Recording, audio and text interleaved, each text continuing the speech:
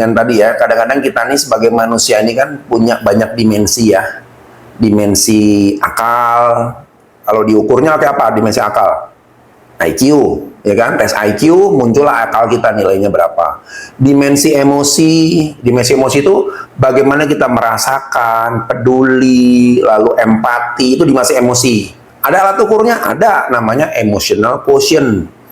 Ada lagi dimensi spiritual, ya, bahwa apapun yang kita lakukan itu selalu terconnecting dengan dunia spiritual, gitu ya. Jadi bagaimana kita melakukan sesuatu itu apa sih makna tingginya, gitu ya, sehingga itu bisa saya lakukan dengan sepenuh hati, nggak hitung-hitungan, nggak lagi mikir untung rugi dan transaksional ya, tapi ya sudahlah, demi kebaikan orang, demi kebaikan perusahaan, saya lakukan yang terbaik, titik, nggak ada koma.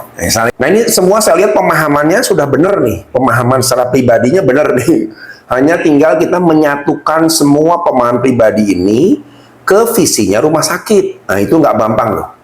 Itu bukan persoalan yang ringan, bukan persoalan yang mudah. Menyatukan visi masing-masing, pemikiran masing-masing. Karena kalau di dunia rumah sakit ini kan kita bicara dunia profesional, profesi. Ya, profesi-profesinya banyak gitu loh. Beda kalau pabrik ya, pabrik kan paling manajer, supervisor, ya sudah. Titel nggak jadi keahlian khusus ya, tidak menjadi pegangan. Tapi kalau rumah sakit, suka tidak suka, masing-masing orang dengan jabatan masing-masing itu megang kunci penting tuh, profesionalitas masing-masing, gitu ya.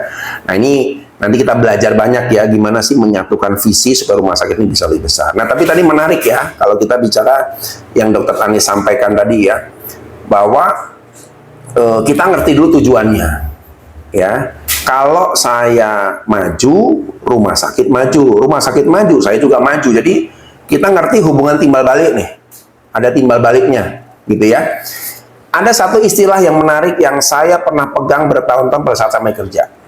Ya, ini satu manajer saya ngomong begini, Andre, jangan pernah sekali-kali buang air di sumur tempat kita makan dan kita minum di situ. Kelihatannya simpel ya, tapi pemahamannya saya sadari bertahun-tahun iya juga ya.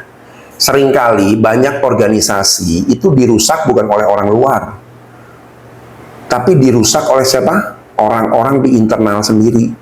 Mungkin mereka tidak bermaksud seperti itu, tapi nggak sengaja, hilap, nggak tahu bahwa apa yang mereka lakukan itu merusak sumurnya sendiri, gitu loh ya.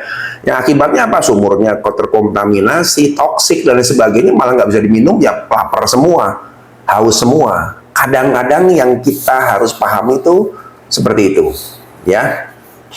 Lalu saya pernah ditanya juga begini, tapi Pak, perusahaan kan nggak ada yang sempurna. Betul, nggak ada perusahaan yang sempurna.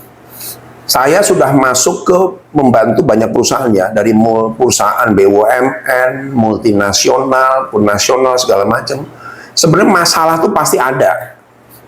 Ya, saya punya teman dalam 10 tahun pindah ke 14 perusahaan, pindah, orangnya idealis, pokoknya saya kalau nggak cocok sama perusahaan, pindah, kalau nggak cocok sama atasan, pindah. Jadi alasan pindahnya lucu-lucu, ribut sama atasan, nggak cocok sama rekan, suasananya nggak enak, ya, dan lain sebagainya. Tapi ketika sampai di 10 tahun, dia mulai sadar, oh iya, tidak ada yang namanya perusahaan yang sempurna. Ya, bahkan saya melihat, kalau saya kan karena konsultan ya, jadi keliling ke banyak perusahaan.